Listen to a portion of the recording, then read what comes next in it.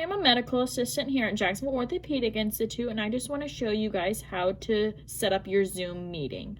So the first thing I'm going to recommend is that you do your Zoom meeting either on a phone or a tablet of some sort. That way you can use the Zoom app. I also recommend that you download the Zoom app prior to opening up this email. So either if you're an iPhone user, you're going to use the Apple Store, and if you're an Android user, you're going to use the Google Play Store. Once you've downloaded the Zoom app, you're going to open up this email from your doctor's medical assistant. Your name should be up at the top right here, followed by the reason you're seeing the doctor. If that's not correct, make sure you do contact your doctor's medical assistant.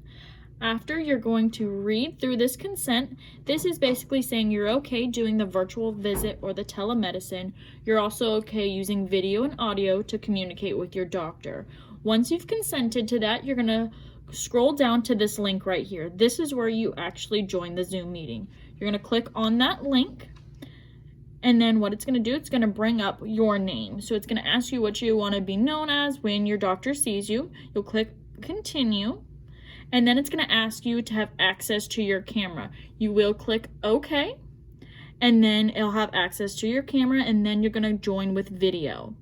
It's also going to ask you if you can access the microphone. This is so your doctor can hear you. You're going to click OK. The next pop-up is if it can send you notifications. This is up to you. This is your personal preference. I'm just going to click Don't Allow for right now. Then it's going to ask you how you want to be heard by the doctor. The easiest thing to do is use calling using internet audio. This is straight through the video, so you're going to click right here. You can see at the bottom of the screen the host is not in the meeting yet, but once the host joins, you'll be able to see both sides of your screen. You'll see yourself and you'll see the host. If you have any questions when you're setting up your meeting, once again, don't hesitate to contact your doctor's medical assistant. Thank you.